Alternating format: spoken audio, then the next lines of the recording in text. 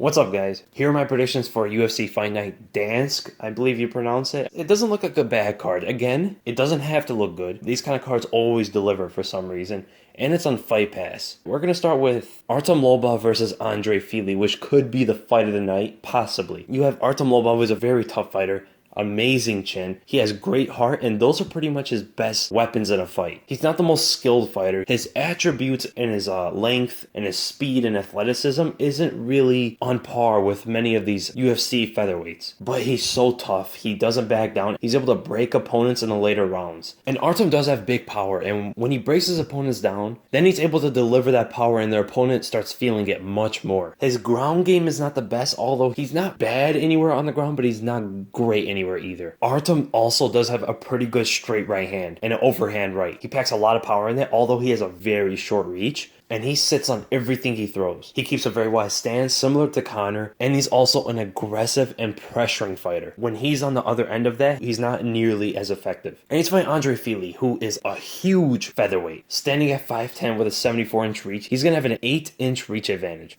He is also much more well-rounded, uses a lot of footwork, but what could be a problem for him in this fight is that he likes to stay on the cage a lot. He likes to move around and stay on the outer perimeter of the cage, which is going to play into Lobov's favor. He has a pretty good jab, a straight right hand. He's really good with kicks as well. When he falls them up behind punches, his takedowns are solid, and he has pretty good submissions off his back, and he's pretty good off his back if it gets there, which I really don't see it happening. He's pretty good everywhere. He's not great anywhere, but he's a solid, well-rounded fighter. My prediction for this fight is going to be Andre Fili, and I'm going to go by a decision. I think he's going to be a little bit too technical. I think his footwork is going to throw Lobov off. That long reach is going to disrupt a lot of Artem's rhythm of him trying to pressure Fili constantly and pick out that right hand eventually. I think the kicks are going to cause him a lot of problems, especially leg kicks. Lobov has the same problem that Conor does a little bit, where he will take leg kicks sometimes and they will start adding up on him. And then we go to Jan Blachowicz versus Devin Clark. This should be a very interesting fight. You have Jan, who is predominantly a striker. He has shown a lot of holes in his grappling, especially his takedown defense and his willingness to stay on his back sometimes and allow his opponents to score on him. He doesn't pose really much threat off his back, but he's a pretty good striker. You saw that in the Gustafsson fight, although Gustafsson didn't seem like his usual self. He has really good timing with his strikes, especially setting up kicks, which might give him problems in this fight if he goes for that, because Clark is actually a pretty good wrestler, but his body kicks and head kicks are lethal. And he's fighting Devin Clark, who is more of a well-rounded fighter, although I would say his grappling is a little bit better than his striking. He has very powerful strikes. He's very athletic. He likes to box more than anything. He likes to throw straight shots, but his problem is when he throws punches, he keeps his chin up, and people have found that chin before. His patterns and his movements are all very straightforward. It's a very linear approach in his fights. On the feet, Jan is going to have a big advantage in this. He's more of a seasoned striker, more of an experienced striker.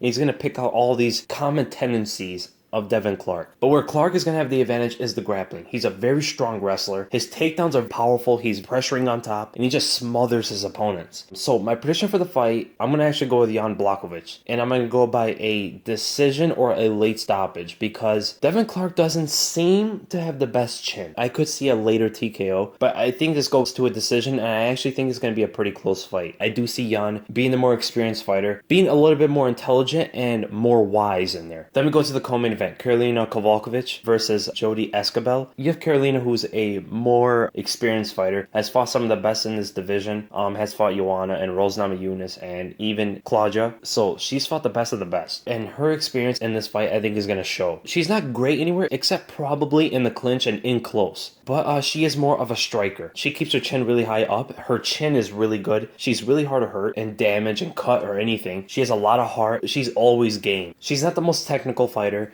but she relies on her will and her ability to keep pushing forward no matter who she's facing, how technical the other fighter is. And this really shows especially on the feet, because we've seen Claudia take her down and submit her pretty easily. But when it comes to the feet, she fought Rose Namajunas and Joanna and had her moments in those fights. I mean, especially in the Rose fight. She was losing at a distance, so she just pushed forward, didn't mind the strikes of Rose, and just got in the clinch, landed big knees, and really effective infighting. And I believe the clinch might be where Jodie is going to have the biggest problems. Jodie is rather unknown, but she's fought in Invicta many times.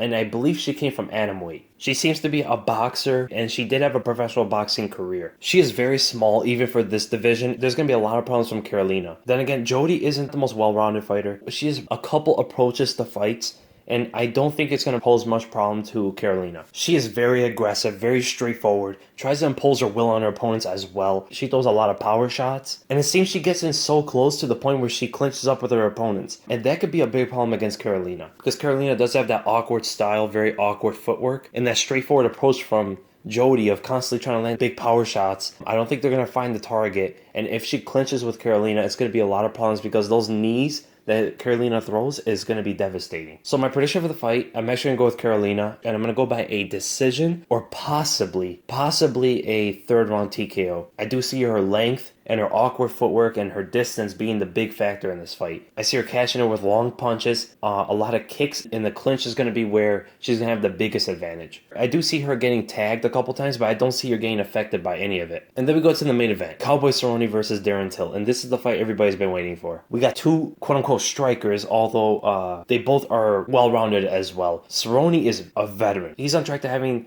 the most wins in the UFC ever. He has some of the most finishes in the UFC, and he always fights. 4 fights a year, 5 fights a year. He's a great striker, Muay Thai style of a fighter. Doesn't show too much footwork or elusiveness on his feet. The Cowboy also has very good kicks. His boxing, he has some pros and cons with it. Offensively, he's pretty good. He's pretty good at throwing a lot of volume punches, and his jab is very precise, like you saw in the Barboza fight. But his boxing defense is his biggest weakness. Boxing, pressuring fighters, and the first round are his biggest weaknesses. And coincidentally, he's fighting a guy that are good at all those things. Although his kicks and his combinations with kicks is excellent. His knees are very precise. He's really good in the clinch. His elbows are amazing as well, like you saw in the Lawler fight. And he does have a ground game. He does have wrestling. He's pretty good with his wrestling. He actually took down Lawler, where many fighters in the past could not do. Even Roy McDonald could not take down Lawler. And Cerrone was able to control him on the ground.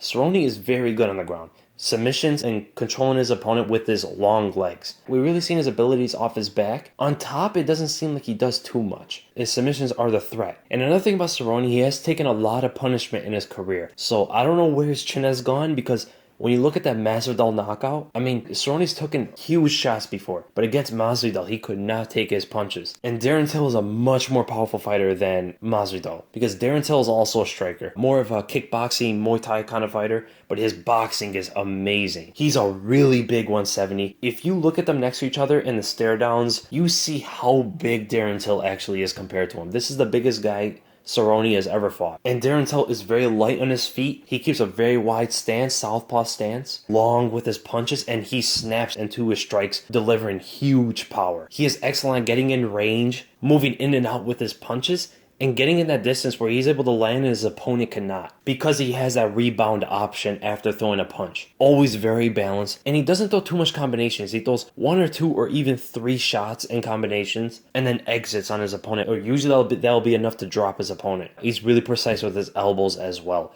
Those are some of his most powerful weapons. He steps in with them, switches stances to step in with them, and the way he pressures his opponents is very similar to the way Conor McGregor does it. He keeps a very wide stance, perpendicular to the opponents, and likes to trap the lead hand of his opponent and keep marching forward. And whenever their opponent strikes at him, he moves just slightly back to the point where he can counter, or he moves in on the retractions of the strikes, pressuring his opponent backwards. And then he likes to seek out that left hand or even the elbows. And Darren Till does have pretty good takedown defense. He's really good with his hips and sprawling on takedowns. So in this fight, I'm actually going to go with Darren Till. And I'm going to go by a first round knockout, possibly second. Now the reason for that is I do see Cerrone having a very slow first round. And I see Till immediately pressuring him and seizing that moment where Cerrone is the weakest, right? And that is in the first round. I do see him pressuring him heavy and using his boxing, using in and out movement, and timing Cerrone's kicks and his punches. And I see him landing from far and landing with that straight left hand, which I do believe will be the one that drops Cerrone. Now Till could be susceptible to right body kicks and right roundhouse head kicks because of his stance and the fact that he does leave himself open sometimes. He does stand up a little bit too straight and doesn't pick his hands up sometimes, and that's got him caught before. Not to the point where he was hurt or anything, but it caught him. So those are my predictions, guys. I hope you guys enjoyed the video, and if you did, make sure to give it a thumbs up, and if you enjoyed my content, make sure to subscribe. For our next video, I'm actually going to break down one of the fights of the card, and then I'm going to come out with with a couple other videos that I've been planning for. So be on the lookout for those. And again, thank you guys so much for watching, and I'll see you in the next video.